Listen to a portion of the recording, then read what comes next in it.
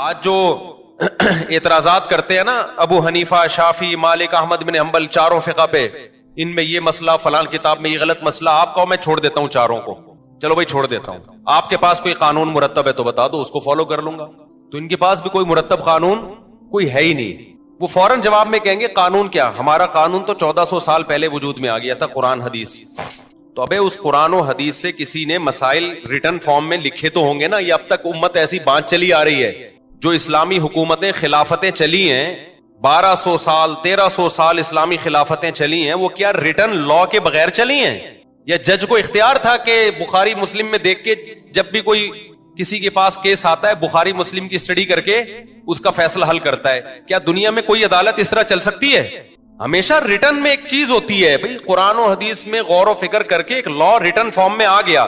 آپ جج کو دیکھو نا، جیسے ہی وکلا اور ججز آپس میں بحث کرتے ہیں تو جج فوراً، وکیل کیا کہتا ہے، فلاں کتاب قانون کی فلاں کتاب میں فلاں شقی ہے، تو وہ متن پڑھتا ہے. جج کے پاس اتنا ٹائم نہیں ہوتا، نہ سپریم کورٹ کے پاس، کہ وہ ہر مسئلے میں نئے سرے سے تحقیقات کر رہے ہوں. تو جب قرآن و سنت دنیا میں آیا، اس کے بعد جب اسلامی حکومتیں پھیلنا شروع ہوئی ہیں، تو اس دور کے فقہا نے، محدثین نے مل جل کے قرآن اور سنت سے جو مسائل تھے نا لا، اس کو ریٹن فارم میں لکھ لیا. سمجھتے ہو کہ نہیں سمجھتے؟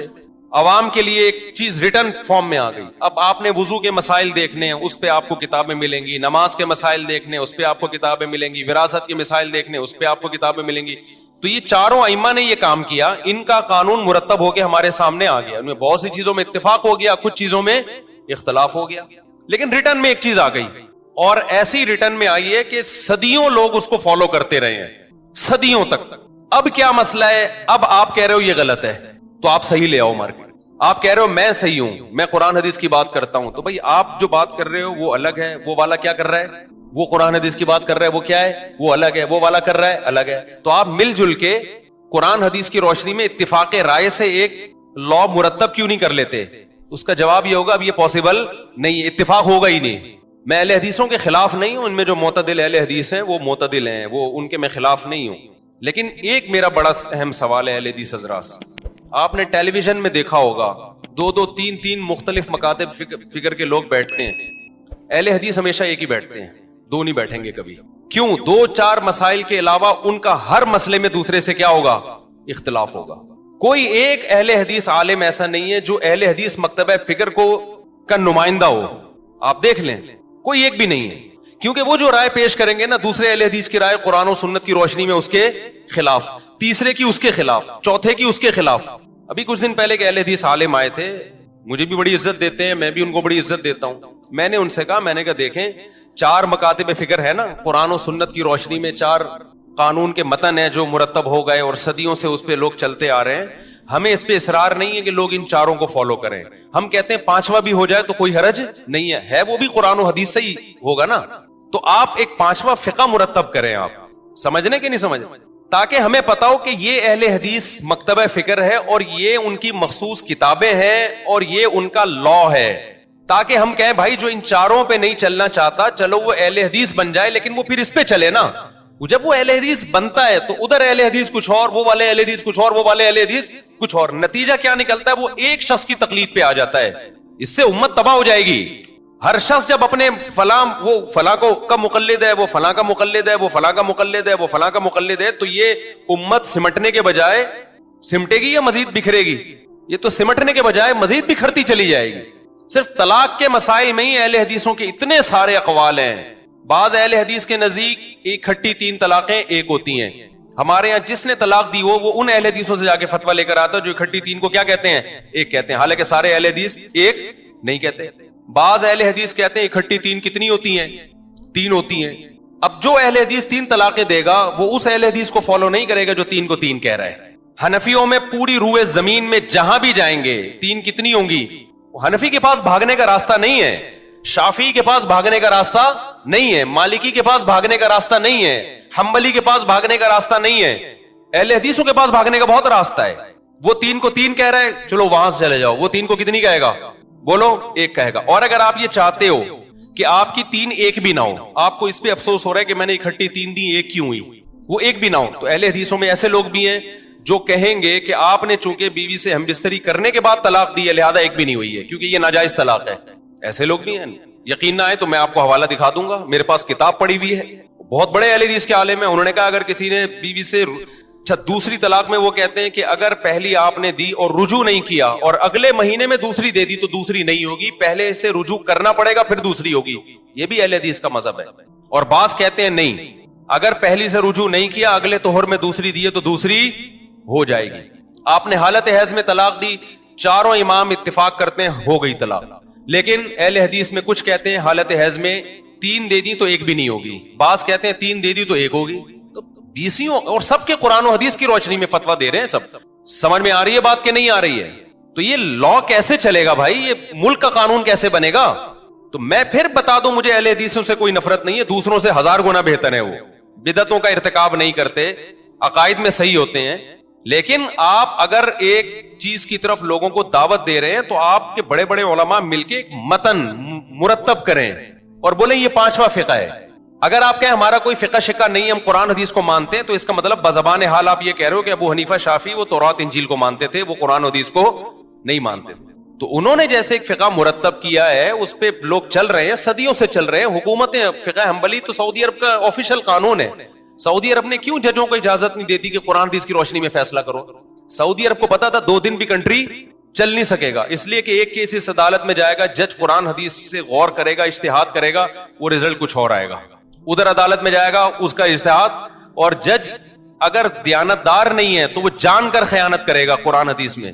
وہ والی حدیثیں پیش کرے گا جو اس کے مطلب کی ہیں, جو اس کے اگینسٹ جا رہی ہیں وہ والی نہیں پیش کرے گا. جیسے کہ آج کل مناظروں میں ہوتا ہے, مناظروں میں آپ دیکھو دوسرے کو نیچا دکھانے کے لیے اپنے مطلب کی دلیل تو پیش کی جاتی ہے, سامنے والے کی دلیل کو لوگ پی جاتے ہیں.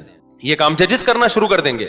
دنیا میں کوئی قانون جو لا مرتب نہ ہو, جو باقاعدہ ریٹن فارم میں نہ ہو, جج اس کے پابند نہ ہو, وہ لا ریاست میں نہیں چل سکتا, انسانی زندگی میں بھی نہیں چل سکتا. وہ آپ کہہ سکتے ہو صحابہ کے دور میں کیسے چلا, اس وقت اسلام دنیا میں پھیلا نہیں تھا اور تقوی بہت زیادہ غالب تھا. ہر صحابی کی کوشش ہوتی تھی حق تک پہنچوں میں, پھر بھی بڑے اختلافات ہوئے ہیں. لیکن ائمہ مجتہدین نے آہستہ آہستہ ان اختلافات کو کیا کر دیا, بحث مباحثہ کر کے سمیٹ کے کم کر دیا. اب اس کم کو مزید نہ پھیلایا جائے, اب اس کو مزید نہ پھیلایا جائے. تو اگر اہل حدیث حضرات یہ کام کرتے ہیں کہ بھئی ایک مرتب فقہ لے آتے ہیں, تو ہم کہیں گے چلو 15ویں صدی میں ایک قانون مرتب ہو رہا ہے, لیکن ہم پھر بھی اس کو ہمارا ظرف اتنا بڑا ہے, ہم پھر بھی کیا کر لیں گے, ہم اس پہ اصرار نہیں کریں گے کہ آپ حنفی یا شافی بنو. ہم کہیں گے چلو یار کوئی اگر اہل حدیث فقہ کو فالو کرنا چاہتا ہے تو اس کو فالو کر لے, لیکن کوئی مرتب ہے ہی نہیں. میں نے ایک اہل حدیث عالم ہیں, بڑے میری دوستی ہے ان سے, میں نے ان سے پوچھا آپ اپنے مدارس میں کیا پڑھاتے ہو جب اسلامی قانون پڑھاتے ہو؟ دیکھو قرآن بھی پڑھا دیا, حدیث بھی پڑھا دی, لیکن جب ایک مرتب قانون آپ پڑھاتے ہو بچوں کو, مسائل سیکھیں وہ, تو کون سی کتاب پڑھاتے ہو آپ؟ انہوں نے کہا قدوری جو فقہ حنفی کی کتاب ہے, اور ہدایہ پڑھاتے ہیں جو فقہ حنفی کی کتاب ہے. میں نے کہا وہ کیوں پڑھا رہے ہو آپ بھائی؟ تو انہوں نے کہا ہم تنقیدی نظر سے پڑھاتے ہیں. ہم کس طرح پڑھاتے ہیں؟ تنقیدی. یعنی قدوری کی ایک عبارت پڑھی, اس میں جو عیب تھا جو ان کی رائے میں کہ بھئی یہ قرآن و حدیث کے خلاف ہے, تو بتا دیا یہ خلاف ہے. میں نے کہا جب آپ طلبہ کو ایک متن پڑھا رہے ہو, قانون پڑھا رہے ہو, وہ قانون ہی تنقیدی سے ہی شروع ہو رہا ہے, تو ساری زندگی اس کا کام کیڑے نکالنے کے علاوہ کچھ بھی نہیں ہوگا. دنیا میں کہیں بھی ایسا نہیں ہوتا کہ آپ کا اپنا کوئی سلیبس نہ ہو اور آپ اپنے مخالف کا سلیبس نصاب میں تنقیدی نظر سے پڑھانا شروع کر دو. یہ دنیا میں کہیں دیکھا آپ نے؟ میڈیکل سائنس کی وہ کتابیں پڑھائی جا رہی ہیں, فرض کریں ایک میڈیکل یونیورسٹی میں میڈیکل سائنس کی کتاب پڑھائی جا رہی ہے. کون سی کتاب پڑھائی جا رہی ہے؟ وہ کتاب جس سے آپ متفق نہیں ہیں, ٹھیک ہے. اب آپ ڈاکٹروں سے پوچھ رہے ہیں کہ پروفیسر سے پوچھ رہے ہیں سر یہ کتاب کو تو آپ مانتے ہی نہیں ہو, آپ یہ کیوں پڑھا رہے ہو ہمیں؟ تو وہ جواب میں کہ تنقیدی نظر سے پڑھا رہا ہوں. تو آپ کہیں گے سر آپ پہلے وہ کتاب پڑھائیں جس پہ آپ کو تنقید نہ ہو, جس کو آپ صحیح سمجھتے ہو, پھر اس میں درمیان میں آپ تنقید کرتے رہیں کہ بھئی یہ اصل تو یہ ہے لیکن فلاں کتاب میں غلط لکھا ہوا ہے. میں سمجھا پا رہا ہوں اپنی بات؟ تو ہمارے اہل حدیث حضرات کو بھی چاہیے, اور میں دل سے کہہ رہا ہوں, میں اوپر سے نہیں کہہ رہا, کہ آپ ایک فقہ مرتب کریں. ہم نے جہاں 4 کے قائل ہوئے ہیں, ہم 5ویں کے بھی کیا ہو جائیں گے, قائل ہو جائیں گے کہ چلو یار یہ بھی جو اس کو فالو کرتے ہیں ہمیں اس پہ بھی کوئی اعتراض نہیں ہے. لیکن آپ یہ ٹھیکیدار بنو کہ ہم ہی ٹھیک ہیں باقی سارے کیا ہیں, غلط ہیں. ابو حنیفہ کو قرآن حدیث نہیں کو فالو کیا تھا, انہوں نے پتہ نہیں کیا فالو کیا تھا. یہ بات دنیا مانے گی نہیں, اس لیے کہ 1400 سال سے تو اسی پہ عمل کرتے آ رہے ہیں لوگ. دنیا میں کہیں بھی جاؤ آپ کو یا حنفی ملیں گے یا شافی ملیں گے یا مالکی ملیں گے یا حنبلی ملیں گے, پانچویں کوئی چیز مارکیٹ میں نہیں ملے گی آپ کو, اور امت کبھی بھی گمراہی پہ جمع نہیں ہو سکتی. تو آپ قرآن حدیث کی روشنی میں ایک فقہ مرتب کریں. ہاں میں نے ان کو یہ بتایا کہ آپ قدوری ہدایہ نہ پڑھائیں, آپ اپنی ایک متن کی کتاب لکھیں اور اناؤنسمنٹ کریں کہ آج سے تمام دنیا بھر کے اہل حدیث جتنے بھی ہیں پوری دنیا میں, ان کا متن یہ ہے جس پہ تمام اہل حدیث کیا ہو گئے ہیں, متفق ہو گئے ہیں. ان کے دستخطوں ہوتا پتہ ہے کیا ہے, مثال کے طور پر آپ نے کتاب لکھ لی, دوسرے اہل حدیث اس کو مان نہیں رہے ہیں لیکن آپ نے اناؤنس کر دیا, تو یہ بھی غلط ہے نا, یہ بھی غلط ہے. آپ نے کتاب لکھی, تمام جو بڑے بڑے اہل حدیث ہیں ان کا اتفاق ہو گیا کہ اب یہ کتاب کیا ہے, ہمارے متن کا حصہ ہے, اور یہ اسلامی لا ہے جو ہم نے قرآن حدیث کی ہمیں ان چاروں فقہ پہ اعتماد نہیں تھا, یا جو ان کی صحیح باتیں ہمیں لگی ہم نے وہ لے کے ایک نیا نصاب مرتب کر دیا اور یہ ایک فقہ ہے, اب اس پہ آ جاؤ آپ لوگ. تو ہم کہیں گے ٹھیک ہے بھائی, یہ بھی قرآن حدیث کی روشنی میں مرتب ہوا, یہ بھی قرآن حدیث کی روشنی میں, اب آپ کی مرضی. جس آپ مجتہدین کو فالو کرتے ہو یا وہ نصاب جو 15ویں صدی میں مرتب ہو رہا ہے اس پہ آپ کو زیادہ اعتماد ہے, یا آپ جانو اور کون جانے, اللہ جانے. ہمیں اس پہ اعتراض, کیونکہ بیسک چیزیں تو سب کی ایک جیسی ہیں. اہل حدیث بھی تمام صحابہ کو مانتے ہیں, ہم بھی تمام صحابہ کو مانتے ہیں. اہل حدیث بھی تقدیر کے عقیدے کے قائل ہیں, ہم بھی کس کے قائل ہیں, منہ سے پھوٹنے میں کوئی گورنمنٹ نے پابندی, میرا خیال سوری غلط لفظ, منہ سے بولنے پر گورنمنٹ نے کوئی پابندی نہیں لگائی, اہل حدیثوں کے بھی نہیں لگائی, ہمارے بھی نہیں لگائی, تو اب آپ لوگ بھی بول لو نا. تو ہم بھائی یہ خدا کو وہ بھی مانتے ہیں. میں انڈیا کا ایک واقعہ بتاتا ہوں نا, ایک انڈیا میں ایک مولانا صاحب جیل میں تھے, تو وہ حنفی تھے, تو ان سے کسی ہندو نے آ کے نا تنزیہ پوچھا کہ یہ آپ کا اور اہل حدیثوں کا کیا فرق ہے. اب وہ بیوقوف ہوتے تو وہ کہتے ہیں اہل حدیث یوں کرتے ہیں, ہم یوں کرتے ہیں, تو کہتا ہے تم لوگ تو خود آپس میں اتنا لڑ رہے ہو. تو انہوں نے بڑا زبردست جواب دیا. وہ ہندو یہی چاہتا تھا کہ پھٹا سامنے لایا جائے نا, تو انہوں نے کہا کہ دیکھو وہ تھوڑا بہت اختلاف ہے, وہ رفع الیدین کرتے ہیں, ہم نہیں کرتے, لیکن ایک وہ بھی ایک خدا کو مانتے ہیں, ہزاروں کے ہم بھی قائل نہیں ہیں. یعنی اس بیسک چیز میں ہمارا ان سے کیا ہے, اتفاق. اصل تو مسئلہ یہ رفع الیدین نہیں ہے, اصل تو یہ کہ تم جو ہزاروں خداؤں کو تم نے بھگوان بنایا ہوا ہے, خدا بنایا ہوا ہے, اتنے بے وقوف وہ بھی نہیں ہے کہ ایک خدا کو چھوڑ کر ہزاروں کو, اور ہم بھی اتنے بے وقوف نہیں ہیں. تو اصل آؤ اس ٹاپک پہ آؤ. تو ہندو چلا گیا. تو بیسک چیزیں تو سب کی متفق ہیں نا, ایک خدا کو ہم بھی مانتے ہیں, وہ بھی ایک خدا کو. ختم نبوت کے ہم بھی قائل ہیں, وہ بھی قائل ہیں, اور ختم نبوت پہ سب نے مل کے محنت کی ہے. ابھی جو بل پاس ہوا ہے الحمدللہ, یہ صحابہ کرام کی جو کی توہین نہیں کر سکے گا کوئی بھی پاکستان میں. تو اس میں اہل حدیث, خاص طور پہ مولانا احتشام صاحب کا تو میں شکریہ ادا کرتا ہوں, احتشام الہی ظہیر صاحب کا, ان کی بھی بڑی اس میں ایفرٹس ہیں, جو اہل حدیث کے بڑے عالم ہیں, اور بھی دوسرے ہر طرح کے تمام مکاتب فکر کی اس میں کوشش ہے. تو صحابہ کو ہم بھی مانتے ہیں, وہ بھی مانتے ہیں, 5 نمازوں کے ہم بھی قائل ہیں, وہ بھی قائل ہیں, اور اللہ بھلا کرے تقدیر کا عقیدہ ہم بھی مانتے ہیں, وہ بھی مانتے ہیں, جنت جہنم کو ہم بھی مانتے ہیں, وہ بھی مانتے ہیں, قبر کا عذاب ہم بھی مانتے ہیں, وہ بھی مانتے ہیں, حیات عیسیٰ کہ عیسیٰ علیہ السلام قرب قیامت میں نازل ہوں گے, وہ بھی مانتے ہیں, ہم بھی مانتے ہیں, حضرت مہدی کا ظہور, یاجوج ماجوج جو قیامت کی علامت ہیں وہ بھی مانتے ہیں, ہم بھی مانتے ہیں, اور اللہ آپ کا بھلا کرے حج کو وہ بھی مانتے ہیں, ہم بھی مانتے ہیں. حج دونوں کا ایک ہی تاریخ پہ ہوتا ہے کہ نہیں ہوتا؟ ان کا حج بھی میرے بھائی 9 ذی الحجہ کو ہوتا ہے, ہمارا والا بھی 9 ذی الحجہ. قربانی 10 دن, وہ بھی 10ویں دن قربانی کرتے ہیں. کچھ ان میں قائل ہیں جو چوتھے دن بھی کرتے ہیں, لیکن میجورٹی میرا خیال ہے اس کی قائل نہیں ہے. تو 3 دن تک تو سبھی قائل ہیں نا قربانی کے, وہ بھی قائل ہیں, ہم بھی قائل ہیں, اور اللہ بھلا کرے وراثت سب کی ایک جیسی ہے نا. ایسا تو نہیں ہے کہ اہل حدیث کے بیوہ کا اتنا حصہ ہم کہیں نہیں اتنا تھوڑا بڑھا دو, ایسا بھی نہیں ہے. تو ساری چیزیں مل ملا کے ٹانگیں تھوڑی وہ زیادہ چوڑی کرتے ہیں, ہم تھوڑی سی پتلی کر لیتے ہیں. کیا کیا کیا تو اس لیے میں ان کو اہل سنت والجماعت سے خارج نہیں سمجھتا. بعض لوگ جو کہتے ہیں اہل حدیث اہل سنت سے, یہ بالکل غلط ہے, یہ غلو ہے, مبالغہ ہے. ایک صاحب نے تو بہت حد کر دی کہ ایک ہاتھ سے مصافحہ جائز نہیں ہے. میں نے کہا کیوں جائز نہیں ہے؟ کہتے ہیں اہل حدیث کا شعار ہے یہ ایک ہاتھ سے. تو کہتے ہیں بہتر ہے 2 ہاتھ سے کرو. تو میں نے کہا اہل حدیث کے شعار کی وجہ سے ایک ہاتھ سے مصافحے کو حرام کہہ دینا, کوئی کافر تو ہندو تھوڑی ہے جس سے مشابہت حرام ہو بھائی.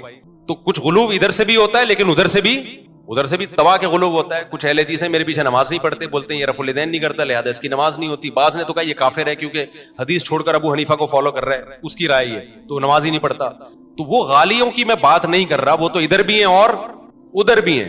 میں معتدل لوگوں کی بات کر رہا ہوں. تو میں معتدل علماء سے ہی مخاطب ہوں اہل حدیث کے, کہ آپ ایک فقہ باقاعدہ مرتب کر لیں, کیونکہ اختلاف بہت زیادہ ہے. یہ جب تک ختم نہیں ہوگا جب تک ریٹن فارم میں مرتب نہیں ہوگا, اور پھر آپ کا مفتی اس متن کا پابند ہوگا کہ اس پہ فتویٰ دے. اس کی میں ایک مثال دیتا ہوں. دیکھو ہم جب فتویٰ دیتے ہیں نا, قرآن حدیث میں ہر آدمی کی اپنی تحقیق ہوتی ہے, لیکن ہم پابند ہوتے ہیں کہ جو 1400 سال سے ریسرچ چلی آ رہی ہے, آپ نے کوئی نئی ریسرچ مارکیٹ میں نہیں لانی ہے, آپ اس کے پابند ہیں, اسی پہ فتویٰ دیں آپ. اگر آپ نے اس سے ہٹنا ہے تو پھر علماء کا پورا پینل بیٹھے گا, غور و فکر ہوگا, اس کے بعد اس کے خلاف فتویٰ دیا جائے گا. جیسے کہ ایسا بھی ہوا ہے, اگر ہم اندھے مقلد ہوتے تو بہت سے مسائل میں ہم فقہ حنفی کو چھوڑتے نہیں. چھوڑا ہے بہت سے مسائل میں, لیکن ایسا نہیں ہے کہ ایک بندہ وہاں سے اٹھا اس نے چھوڑ دیا, وہاں سے اٹھا, بلکہ باقاعدہ علماء کا پینل بیٹھا ہے, بحث مباحثہ ہوا ہے کہ بھئی یہ فتویٰ چلنے کے قابل نہیں ہے. مارکیٹ میں زمانہ تبدیل ہو چکا ہے, اس کے لحاظ سے بعض مسائل چینج ہو جاتے ہیں, تو اس میں پھر دوسرے فقہ پہ فتویٰ دیا گیا. لیکن اہل حدیث حضرات میں مسئلہ یہ ہے کہ ادھر کوئی فتویٰ دے رہا ہے, ادھر کوئی فتویٰ دے رہا ہے, ادھر کوئی فتویٰ دے رہا ہے. عوام دیکھتی ہے کہ اس کو پتہ چلتا ہے کہ وہاں سے فتویٰ آپ کو آپ کی مرضی کا ملے گا, وہ وہاں پہنچ جاتے ہیں. اس لیے ایک مرتب فقہ ہونا چاہیے, اور اس میں ایک چیز کا خیال ہونا چاہیے کہ اجماع امت کے خلاف کوئی فتویٰ نہ دیا جائے. جیسے 3 طلاق میں اجماع امت کے خلاف ہے یہ 3 طلاق کو ایک کہنا, بہت زیادہ اس میں یہ کر لیا جائے کہ متن میں کوئی ایسی چیز نہیں آئے گی جو اجماع امت کے خلاف ہوگی. اگر کسی نے فتویٰ دینا تو اپنی ذاتی رائے ہوگی اس کی, وہ اپنے بند کمرے میں اپنے دارالفتہ میں دے. جو اہل حدیث متن تیار کریں گے اس میں اجماع امت کے خلاف کوئی مسئلہ نہیں آئے گا, یہ اس کو پہلے پابند کر دیا جائے تو پھر ہم اس کو بھی قبول کر لیں گے. لیکن کچھ ہو تو نا, ابھی مسئلہ کچھ سفر میں اتنا زیادہ ہے کہ وہ کہہ رہے 78 کلومیٹر پہ قصر شروع ہوتی ہے, دوسرا کہہ رہے. ہمارے ایک جاننے والے اہل حدیث, ان کو پشاور میں ایک گھر سے دوسرے گھر جانا تھا, وہاں انہوں نے قصر کرنا شروع کر دی. ابے بھائی آپ سفر کہاں کہہ رہے, میں یہاں سے وہاں جا رہا ہوں نا, سفر ہے یہ بھی, یہ میں مذاق نہیں کر رہا. اور 2 نمازیں اکٹھی بھی پڑھنا شروع کر دی وہیں پہ, تو کہاں یعنی یہ تو امت کیا ہو جائے گی, بے لگام اونٹ کی طرح ہو جائے گی, شتر بے مہار کی طرح. وہ کچھ کہہ رہا ہے, وہ کچھ کہہ رہا ہے, وہ کچھ کہہ رہا ہے, وہ کچھ کہہ رہا ہے. تو اتنے, تو اس سے کیا ہوگا, آہستہ آہستہ لوگ دین سے بیزار ہونا شروع. لوگ کہیں گے کوئی ایک چیز ہے ہی نہیں, ادھر جاؤ کچھ, ادھر جاؤ کچھ, ادھر جاؤ. اور اگر بہت زیادہ براڈ مائنڈڈ بن کے غامدی صاحب کی طرف چلا گیا, دعوت و غامدی صاحب کا بھی یہی ہے, میں جو بیان کرتا ہوں قرآن و حدیث کی روشنی میں. جب ان سے کہا جائے یہ پوری امت گمراہ تھی جو اس کے خلاف چل رہی تھی, وہ کہیں گے میں امت کو فالو نہیں کرنا, میں نے کس کو فالو کرنا ہے, قرآن. تو لیبل تو ان کا بھی بڑا اچھا ہے. تو زیادہ جب براڈ مائنڈڈ بنو گے آپ, تو پھر آپ کا کل پیپر ہوگا اور آپ آج رمضان کا روزہ چھوڑ رہے ہو. اور اجتہاد یہ ہوگا کہ قرآن حدیث کی روشنی میں نبی صلی اللہ علیہ وسلم نے سفر میں چونکہ روزہ توڑا ہے, جہاد کا سفر تھا تو وہ بھی ضرورت تھی, یہ بھی ایک دنیا مسافر خانہ ہے. اور یہاں بھی یہ بھی بڑا جہاد ہے. آپ سی اے کا آخری پیپر چل رہا ہے آپ کا, اگر آپ فیل ہو گئے تو اگلے سیمسٹر میں بھاری بھرکم فیسیں ادا کرنی پڑیں گی اور ملک ترقی میں پیچھے چلا جائے گا. تو لہذا آپ کا کل پیپر ہے تو آپ روزہ توڑ لیں. تو اجتہاد تو یہ بھی ہے میرے بھائی, لیبل تو یہاں بھی ہے, اور کوئی نہ کوئی نص کا حدیث کا حوالہ تو محترم بھی دیتے ہیں. موسیقی بھی سب جائز ہو گئی اور سب کچھ, تو ریفرنسز سب کے پاس ہوتے ہیں. تو ایک امت ایسے بے لگام اونٹ کی طرح امت کا برباد ہوگی نا کہ آپ کی سوچ ہے. اور یہاں زیادہ نہیں مسائل ہو رہے, غیر مسلموں کے لیے مسائل زیادہ ہو رہے ہیں. دیکھو پہلے جب کوئی غیر مسلم مسلمان ہوتا تھا, واریت کی بھیٹ نہیں چڑھتا تھا. وہ جس ملک میں جو فقہ رائج ہوتا نا, غیر مسلم اسی فقہ میں داخل ہوتا تھا. جیسے بر صغیر میں جب اسلام آیا تو فقہ حنفی کی شکل میں آیا. یہاں جتنے ہندو مسلمان ہوئے, جتنے عیسائی مسلمان ہوئے, ڈائریکٹ فقہ حنفی کو انہوں نے فالو کرنا شروع کر دیا. کلمہ نبی کا پڑھا انہوں نے, لیکن اسلامی قانون جو مرتب تھا وہ فقہ حنفی تھا, تو اس کو فالو کرنا شروع کر دیا انہوں نے کہ بھئی سب یہاں پر علماء بھی حنفی ہیں, سب لوگ ہیں, تو چلو اس کو کوئی فرقہ واریت ہوئی. اس کو علماء نے بتا دیا کہ اگر تم ملیشیا جاتے ہو وہاں شافعی ہیں, وہ بھی برحق ہیں, تو ان پہ اعتراض نہ کرنا. اس نے کہا ٹھیک ہے بھائی, چاروں مکاتب فکر ہے, سب کی اپنی اپنی ریسرچ ہے, اور یہ اختلاف صحابہ کرام میں بھی تھے, نبی نے اس کو باقی رکھا, ختم نہیں کیا, تو ٹھیک ہے, مسئلہ آسانی سے حل ہو گیا کہ نہیں ہو گیا. اب جب کوئی غیر مسلم مسلمان ہو رہا ہے نا, اچھا ملیشیا میں کوئی مسلمان ہوا تو وہاں فقہ شافعی ہے, تو ڈائریکٹ کیا ہوا, وہ شافعی فقہ کو فالو, اسی طرح نماز پڑھنا شروع کر دی اس نے. وہ علماء سے مسئلہ پوچھتا, علماء اسی کے مطابق بتا دیتے. یہاں والوں سے پوچھتا تو کہتے وہ بھی ٹھیک ہے بھائی. اب مسئلہ کیا ہے کہ اب کوئی غیر مسلم مسلمان ہوتا ہے نا, وہ ایسا بوکھلا جاتا ہے, اس کی کھوپڑی گھوم جاتی ہے طبیعت سے. وہ جس کنٹری میں مسلمان ہوا, اب وہاں اس کو بتایا جاتا ہے کہ آپ نے کسی مخصوص فقہ کو فالو نہیں کرنا, آپ نے صرف قرآن و حدیث کو فالو کرنا ہے. وہ غامدی کو سنتا ہے, غامدی صاحب کی قرآن و حدیث کی تشریح الگ ہے, وہ سنتا ہے جناب, اور ہمارے جو یہاں کے لوکل ہیں محققین ان کو سنتا ہے, ان کی تحقیق بولو الگ ہے. وہ تیسرے اسکالر کو سنتا ہے, اس کی تحقیق الگ, چوتھے اسکالر کو سنتا ہے, اس کی تحقیق الگ. تو پھر جب وہ اسلامی لا کی طرف آتا ہے, اسلامی لا کی طرف آتا ہے نا کہ ماضی میں کس لا کو فالو کرتے رہے ہیں, تو اس کو 4 ہی لا ملتے ہیں, حنفی, شافعی, مالکی, حنبلی, جو یونیورسٹی میں پڑھائے جاتے رہے. اس کے خلاف وہ 20 تقریریں یوٹیوب پہ پڑی ہوئی ہیں. تو پاگل ہوگا کہ نہیں ہوگا وہ. ایک مولانا سے کسی نے پوچھا ساؤتھ افریقہ میں کہ یہاں جب غیر مسلم مسلمان ہوتا ہے, انٹرنیٹ پہ یہ فتویٰ پڑا ہوا ہے افریقہ میں, ساؤتھ افریقہ نہیں, افریقہ میں. تو اس نے کہا یہاں سارے مالکی فقہ کو فالو کرتے ہیں. تو جب ایک غیر مسلم مسلمان ہوتا ہے تو کیا وہ فقہ مالکی کو ڈائریکٹ فالو کر سکتا ہے؟ اب وہ چونکہ وہی اس ٹائپ کے مولانا تھے جو متجدد ٹائپ کے, انہوں نے کہا نہیں, اس پر لازم ہے کہ وہ قرآن حدیث سے تحقیق کرے کہ کس کا مسئلہ ٹھیک ہے کس کا مسئلہ غلط ہے. میں نے کہا انہوں نے نا اس کی الجھن ختم کرنے کے بجائے کیا کر دی ہے, پہلے وہ یہ مہینوں تحقیق کرتا رہا کہ اسلام برحق ہے یا نہیں. اب رفع الدین کی بھی مسئلے وہ پوری تحقیق پڑھے گا پہلے, پھر جن علماء نے رفع الدین کے مسائل کا جواب دیا وہ بھی پڑھے گا, پھر امام کے پیچھے فاتحہ والا, پھر امام کے پیچھے آمین والا, زور سے آمین آہستہ آمین, پھر رکوع میں رفع الدین ہے یا نہیں ہے, ایک نماز, پھر آگے روزے ہیں. یہ تو چھوٹے چھوٹے مسائل ہیں, اور بڑے بڑے مسائل میں تقدیر کا عقیدہ ہے. ایسے اسکالرز ہیں جو تقدیر کے منکر ہیں. تو وہ تو آپ سیدھا سیدھا کہہ دیتے بھائی امت گمراہی پہ جمع نہیں ہو سکتی. جو چاروں فقہ صدیوں سے چلے آ رہے ہیں, اہل سنت والجماعت انہی کو فالو کرتی آ رہی ہے. آپ جس ملک میں پیدا ہوئے یا جس ملک میں آپ اسلام لا رہے ہیں وہاں چونکہ سارے علماء فقہ مالکیہ کو فالو کر رہے ہیں, تو ان علماء میں جو برحق ہیں آپ ان کو فالو کریں. یہ آسان جواب تھا. آپ نے اس کو الجھن ختم کرنے کے بجائے کس میں ڈال دیا, مزید الجھن میں ڈال دیا. بعض دفعہ جب مفتی کو جواب نہیں آتا نا تو سوال پوچھنے والے کے کوئی سوال میں الجھا دیتا ہے, وہ تو دیکھنے میں لگتا ہے کہ یہ مسئلہ حل کر رہا ہے, حالانکہ مسئلہ حل نہیں کر رہا ہوتا, وہ مسئلہ اس کے لیے بڑھا رہا ہوتا ہے. ایک مثال دیتا ہوں میں. ایک گاؤں میں ایک مفتی صاحب گئے, ان کو آتا باتا کچھ نہیں تھا, وہ مفتی تھے نہیں, پڑا بڑا تھا نہیں انہوں نے. اب لوگ مسائل پوچھنے کے لیے آتے ہیں, ان کو جواب نہیں آتا. تو انہوں نے کیا کیا کہ اپنے استاد سے مشورہ کیا کہ حضور میں نے تو مدرسے میں بنٹے کھیلتا رہا ہوں, مجھے آتا واتا تو کچھ ہے نہیں, اب لوگ مسائل پوچھنے کے لیے آتے ہیں تو میں کیا کروں. تو انہوں نے کہا کہ بھئی دیکھو سائل کو الجھا دو.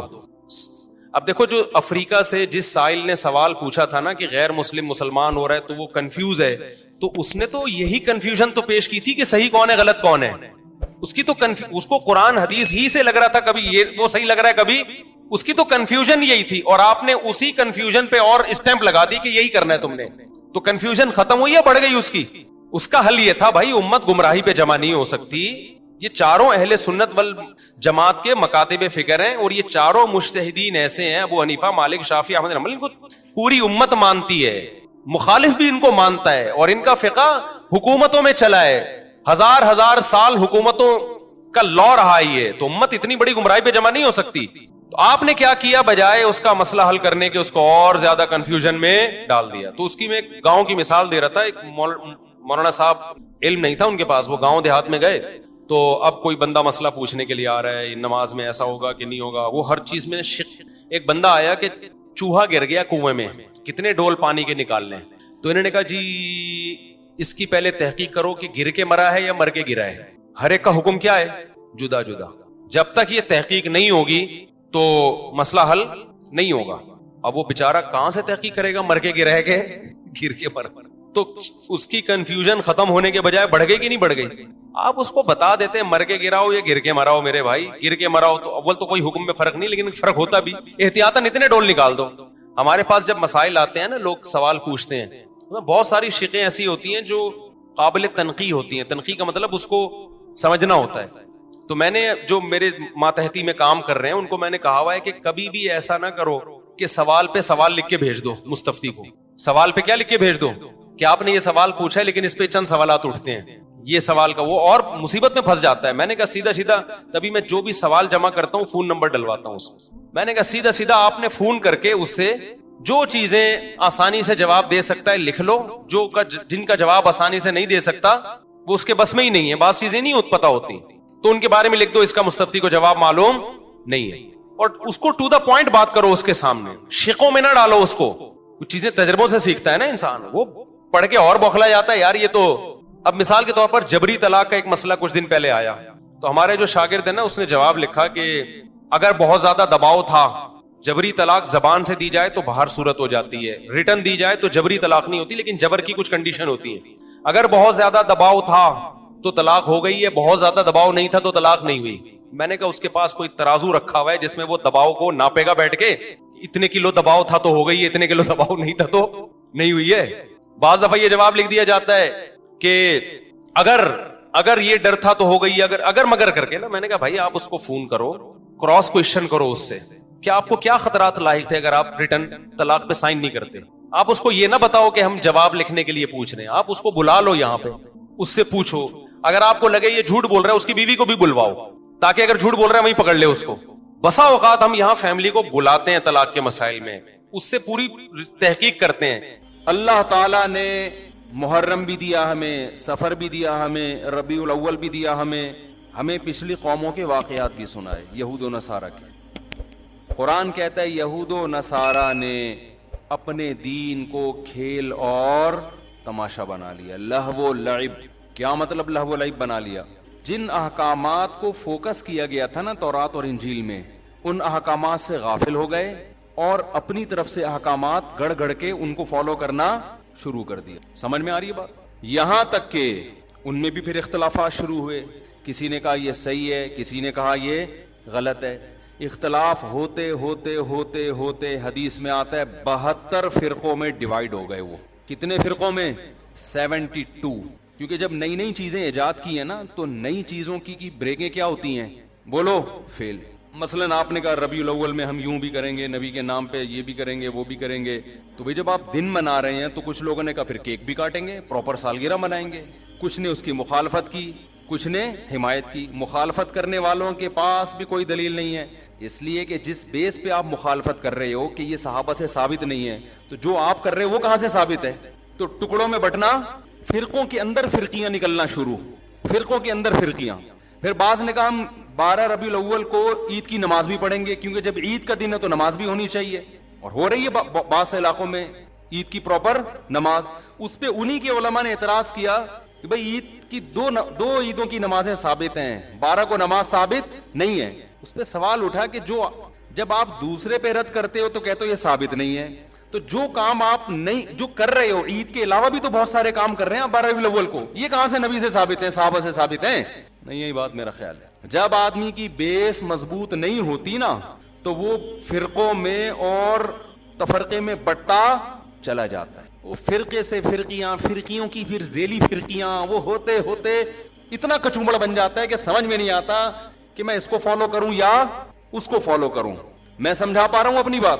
تو نبی نے فرمایا بنی اسرائیل 72 میں, میری امت 73 فرقوں میں تقسیم ہوگی. لے بھائی اب آپ تو ہو گئے نا کنفیوز, کیا خیال ہے؟ ارے وہ 72 میں ڈیوائیڈ ہوئے, ہم کتنوں میں ڈیوائیڈ ہوں گے؟ 73. اب آپ بتاؤ اگر نبی صرف اتنی بات بتاتے, آگے نہ ہوتا, تو ہم تو پاگل ہو جاتے کہ نہیں ہو جاتے؟ مجھے لگ رہا ہے آپ نہ پاگل ہوں گے نہ عقل مند ہو, پاگل ہو جاتے ہیں نا کہ یار ہم تو اتنے کنفیوز ہو جائیں گے. کون سا, لوگ مجھ سے آ کے کہتے ہیں سمجھ میں نہیں آتا کون سا مولانا درست ہے, گرین چینل صحیح ہے کہ وائٹ چینل صحیح ہے کہ بلیک چینل صحیح ہے, کالے کپڑے پہنے کہ سفید کپڑے پہنے کہ پیلی چپل پہنے کہ نیلی چپل پہنے, چپلوں میں, کرتوں میں, ٹوپیوں میں, بغیر ٹوپی والے.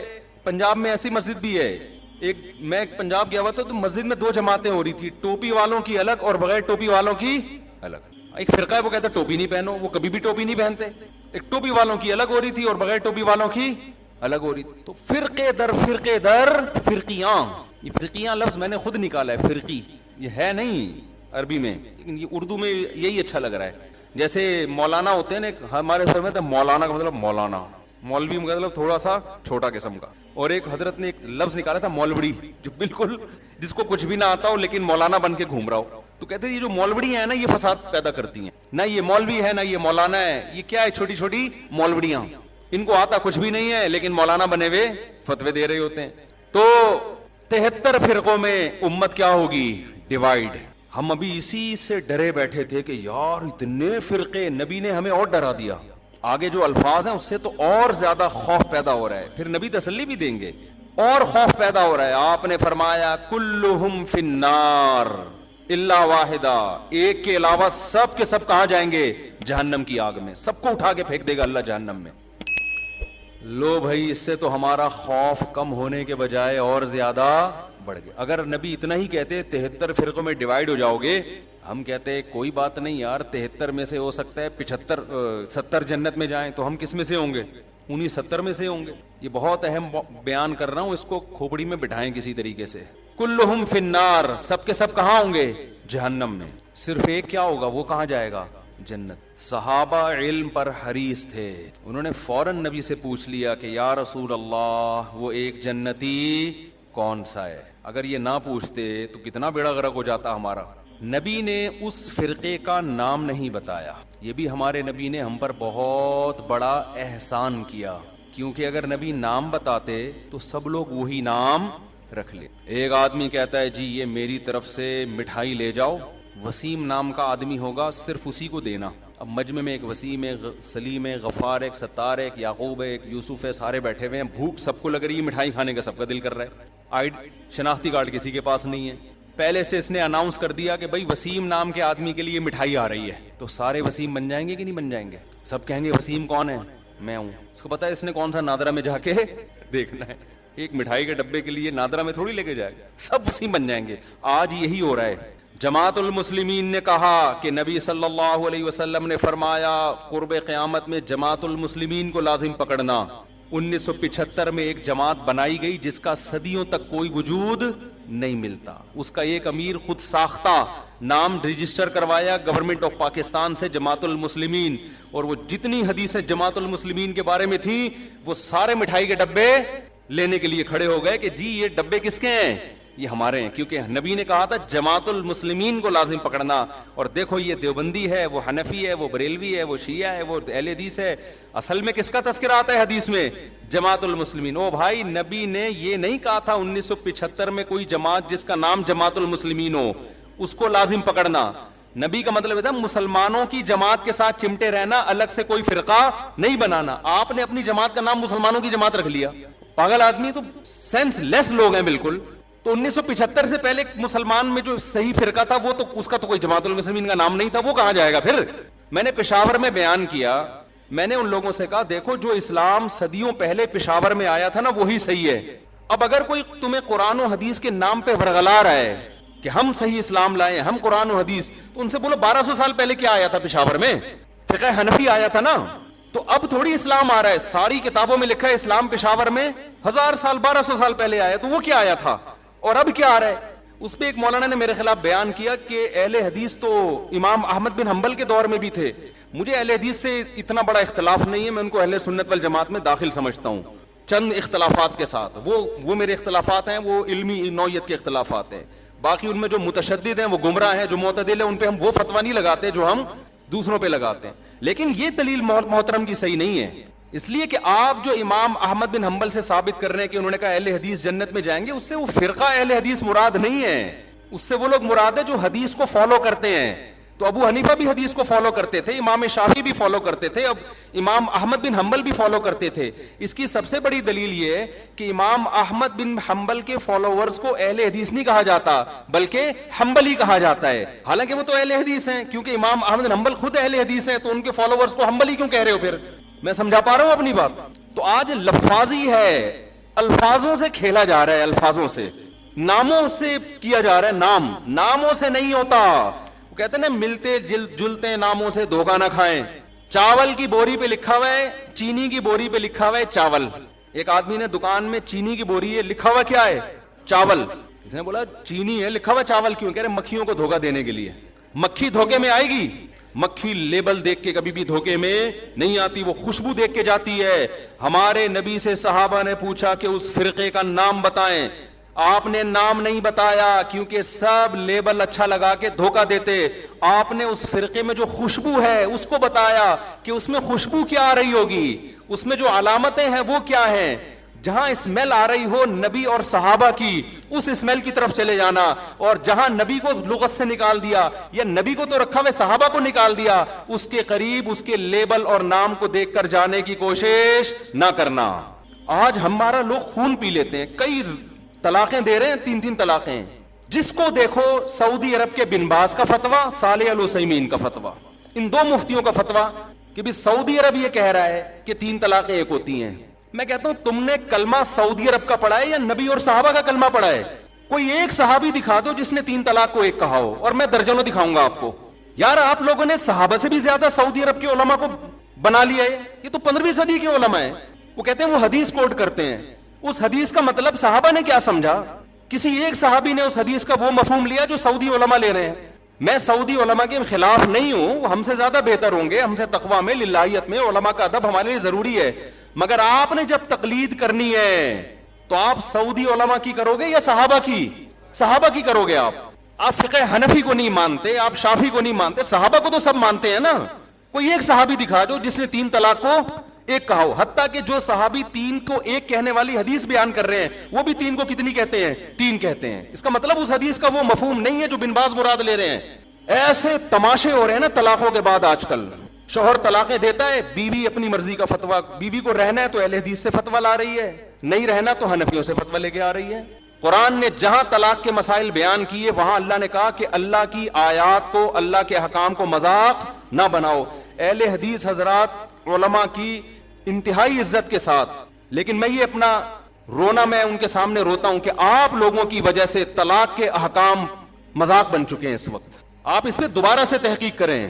اس لیے ہم کہتے ہیں لوگوں کو مجتہدین کو فالو کرو, ان کا علم آج کے مولویوں سے زیادہ, وہ قرآن و حدیث کو آج کے لوگوں سے زیادہ بہتر سمجھتے تھے.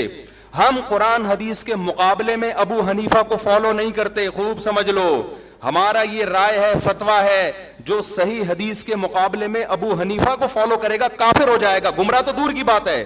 بات یہ ہوتا ہے کہ حدیث کا ایک تشریح ابو حنیفہ کہتے ہیں, ایک تشریح آپ کی نظر میں ہوتی ہے. ہم اس تشریح کو ترجیح دیں گے جو ابو حنیفہ کی رائے ہوگی. آپ کی رائے پر ابو حنیفہ کی رائے کو ترجیح دے رہے ہیں, نبی کی رائے پر ابو حنیفہ کی رائے کو ترجیح نہیں دے رہے. خدا کی قسم لا الہ الا اللہ, جو قرآن و حدیث پر ابو حنیفہ کو ترجیح دے گا اللہ کی قسم کافر ہو جائے گا. وہ ہمارا موقف 2 اور 2 4 کی طرح ہے, لیکن بات یہ آپ کے کہنے سے نہیں ہم کریں گے.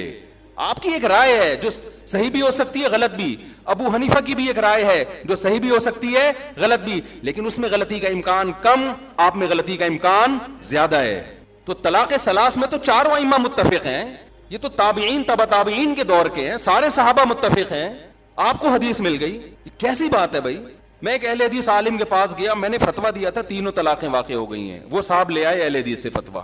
میں نے ان سے کہا کہ آپ تقلید کرتے ہیں؟ انہوں نے کہا نہیں میں تحقیق کرتا ہوں. میں نے کہا چلو پھر میں اہل حدیث عالم کے پاس چلتا ہوں, اب تحقیق کی دنیا میں ہم دیکھتے ہیں کون صحیح ہے کون غلط ہے. آپ نے تو تحقیق کرنی ہے نا, تقلید تو کرنی نہیں ہے, لیکن یہ کر رہے تقلید ہی ہوتے ہیں, لیبل تحقیق کی, کیونکہ تحقیق پھر پوری ہوتی ہے, ادھوری نہیں ہوتی. میں ان اہل حدیث کے پاس گیا, بڑے احترام سے بیٹھا, میں نے کہا حضرت آپ نے فتویٰ دیا ہے, اس کی دلیل دیں.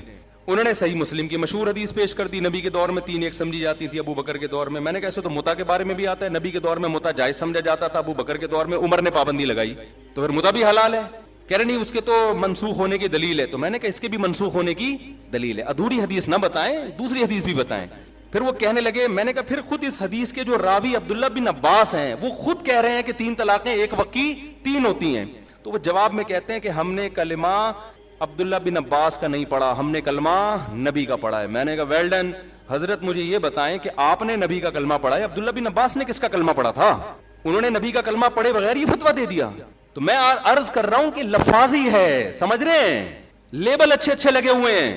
باقی ہر چیز میں اہل حدیث کو غلط نہیں کہتا, بعض چیزوں میں صحیح ہیں وہ, اور بعض چیزوں میں دیوبندی غلط, معذرت کے ساتھ.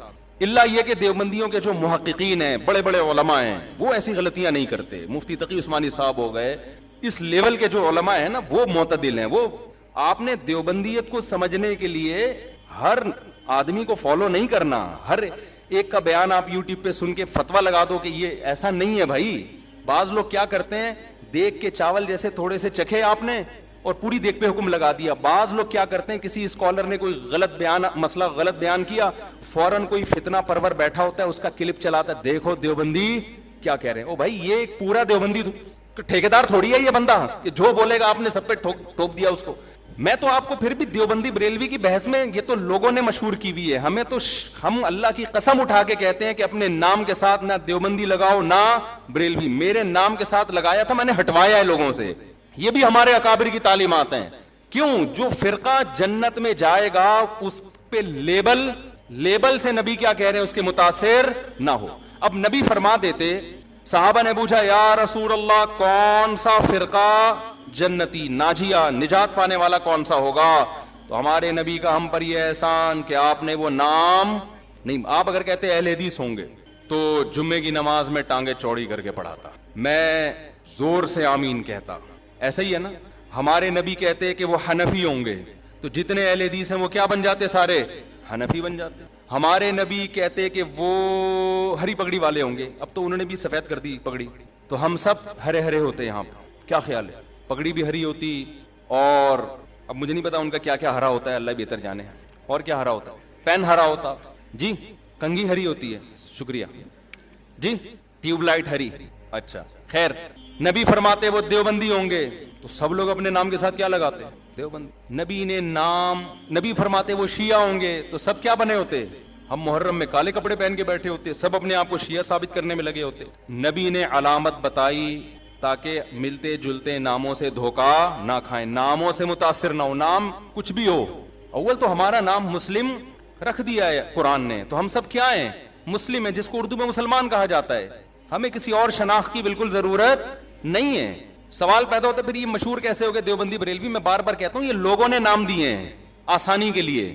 مثال کے یہ لوگ کیوں نام دیتے ہیں؟ آپ کہیں رشتہ لینے کے لیے جائیں, لڑکی والے آپ کا کانسیپٹ پوچھنا چاہتے ہیں کہ یہ میلاد شریف والا ہے, تیجے 40ویں والا ہے, ربیع الاول میں پروگرام والا ہے, یا یہ والا نہیں ہے. اب وہ پوری ڈیٹیل پوچھیں تمہارا عقیدہ کیا ہے, پوری ڈیٹیل کے بجائے شارٹ نام رکھا ہوا, بھائی جو یہ کرتے ہیں ان کو بریلوی کہا جاتا ہے, جو یہ نہیں کرتے ان کو کیا کہا جاتا ہے؟ دیوبندی. تو ان شارٹ وہ انہوں نے, کیونکہ مسلمان تو دونوں ہی کہلاتے ہیں نا. ایک صاحب مجھے کہنے لگے آپ حنفی کیوں ہیں, آپ مسلم کیوں نہیں ہیں؟ میں نے کہا ہم حنفی شافی کے مقابلے میں ہیں, غیر مسلم کے مقابلے میں ہم مسلم ہیں. ہم دیوبندی بریلوی کے مقابلے میں کہلاتے ہیں, غیر مسلم کے مقابلے میں تھوڑی ہم دیوبندی ہوں, تو مسلم ہیں. تو اللہ نے ہمارا نام مسلم غیر مسلم کے مقابلے میں رکھا ہے. باقی نام بھی ہم نے نہیں رکھے, پبلک نے اپنی آسانی کے لیے رکھے, پھر وہ مشہور ہو گئے. ورنہ نہ دیوبندیت میں کچھ ہے نہ بریلویت میں کچھ ہے. اصل میں تو وہ علامت جو نبی بیان کر رہے ہیں, وہ علامت جس میں پائی جائے گی, خواہ وہ دیوبندیت کے نام سے ہو, اہل حدیث کے نام سے ہو, بریلوی کے نام سے ہو, شیعہ کے نام سے ہو, سنی, اس سے کوئی فرق نہیں پڑتا. نام تو وہی دینا چاہیے مسلم.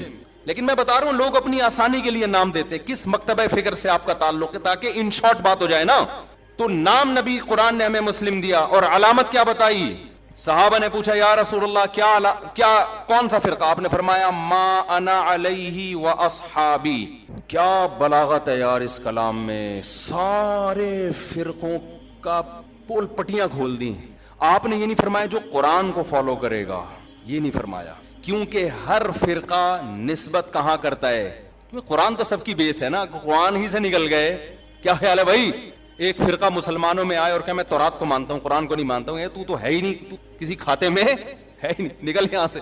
بیس تو قرآن ہے, اور قرآن کو ماننا بھی ضروری, اس کو فالو کرنا بھی. لیکن فرقوں میں جب فرق کیا جا رہا ہے تو قرآن کا تذکرہ نہیں. ما انا علیہ, جس پر میرا عمل, میں چلوں, تو نبی جس پر چلے اس کو تو حدیث کہا جاتا ہے. اور یہ بھی نہیں فرمایا حدیث, کیونکہ حدیث قول, عام طور پر حدیث کا اطلاق قول پر ہوتا ہے. بخاری میں ایک روایت آ گئی, مسلم میں ایک روایت آ گئی, لوگ اس کو حدیث سمجھتے ہیں.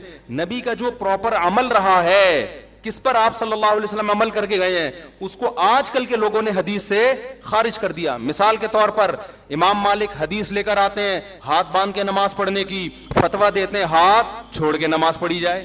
میں مسجد نبوی میں بیٹھا ہوا تھا, ایک صاحب تقریر کر رہے تھے اردو میں. سارے فتنے وہاں اردو اسپیکنگ جا کے پھیلاتے ہیں, عرب میں نہیں عام طور پہ یہ تشدد. اس سے کسی نے پوچھا کہ ہاتھ چھوڑ کے نماز پڑھنا کیسا ہے؟ انہوں نے کہا بالکل ناجائز, بدعت. کیوں؟ حدیث میں آتا ہے ہاتھ باندھ کے نماز, ہم حدیث کو فالو کریں گے, امام مالک کو فالو نہیں کریں گے. اتنی سختی سے امام مالک پہ رد کیا. میں نے کہا اس جگہ امام مالک نے کئی سال بیٹھ کے درس دیا ہے, اس نے ان کی شخصیت کا بھی احترام نہیں کیا. عوام یہ میسج لے کے جا رہی ہے کہ قرآن و حدیث کا اس کو پتا ہے, امام مالک کو پتا نہیں تھا, حالانکہ وہ تو تبع تابعین میں سے ہیں. حدیث میں آتا ہے ان قریب ایک شخص پیدا ہونے والا ہے مدینہ میں, جس کی طرف پوری دنیا سے علم کے لیے لوگ آئیں گے. اکثر علماء اس طرف گئے, اس سے مراد امام مالک ہیں. اکثر علماء اس طرف گئے. اتنے بڑے عالم کا مذاق اڑا دیا آپ نے. آپ یوں کہہ سکتے تھے کہ حدیث میں آتا ہے کہ ہاتھ باندھ کے نماز. امام مالک نے دیکھا کہ مدینہ والے ہاتھ چھوڑ کے نماز پڑھ رہے ہیں. امام مالک نے اس سے دلیل پکڑی کہ انہوں نے صحابہ کو دیکھا ہوگا, اور صحابہ نے کس کو دیکھا؟ نبی کو. تو اگرچہ باندھنے کا تذکرہ ہے, لیکن نبی کا آخری عمل کیا تھا؟ ہاتھ چھوڑ کے. تو امام مالک کی رائے میں یہ دلیل ہے. وہ کہہ رہے ہیں کہ حدیث میں تو ہمیں باندھنے کا تذکرہ ملتا ہے, لیکن جو عمل مل رہا ہے ہمیں پریکٹیکلی, جو تواتر مل رہا ہے وہ چھوڑنے کا مل رہا ہے. تو عملی تواتر کو وہ زیادہ ویلیو دے رہے ہیں قولی حدیث سے, تو وہ بھی حدیث ہی پر عمل کر رہے ہیں. پھر آپ ایک رائے بیان کر دیتے کہ بھئی ان کی رائے بھی ٹھیک ہے, دلیل ان کی بھی بنتی ہے, لیکن ہم حدیث کے ظاہر کو دیکھتے ہیں, بھئی باندھنے کا تذکرہ ہے, تو ہم کہتے ہیں نبی نے جو چھوڑ کے نماز پڑھی ہوگی, ہو سکتا ہے وہ کسی عذر سے پڑھی ہو, یا ہو سکتا ہے کہ جی وہ آسانی کے لیے, یہ بتانے کے لیے کہ یہ بھی جائز ہے. تو ادب کا تقاضا یہ کہ باندھ لیے جائیں, لیکن اگر کوئی امام مالک کی رائے کو فالو کر رہا ہے تو ہم اس کو بھی برا نہیں کہیں گے. یہ انداز ہوتا تو میرا خیال ہے زیادہ اچھا ہوتا. لیکن آج کل کے اسکالرز جو قرآن حدیث کے ٹھیکیدار بنے ہوئے ہیں, ان کا یہ اسٹائل بولو نہیں ہے. ان کا یہ اسٹائل ہے کہ حدیث مجھے آتی ہے, باقی سارے جاہل ہیں. یہ تو امام مالک کے بارے میں اگر وہ پوچھ لیتے نا رفع الیدین کا مسئلہ امام حنیفہ کا, پھر تو وہ ایک دم آگ نکلنا شروع ہو جاتی. جو اسٹائل امام مالک کا تھا کہ مدینہ میں نے لوگوں کو ہاتھ چھوڑ کے نماز پڑھتے ہوئے پایا ہے, رفع الیدین نہ کرنے کے بارے میں وہی دلیل کس کی ہے؟ امام ابو حنیفہ کی, کہ کوفہ علم کا مرکز تھا. کوفہ میں عبداللہ بن مسعود اور علی رضی اللہ تعالیٰ عنہ کے آ کے آباد ہوئے. یہ دونوں صحابہ علم میں دوسروں سے بہت زیادہ تھے.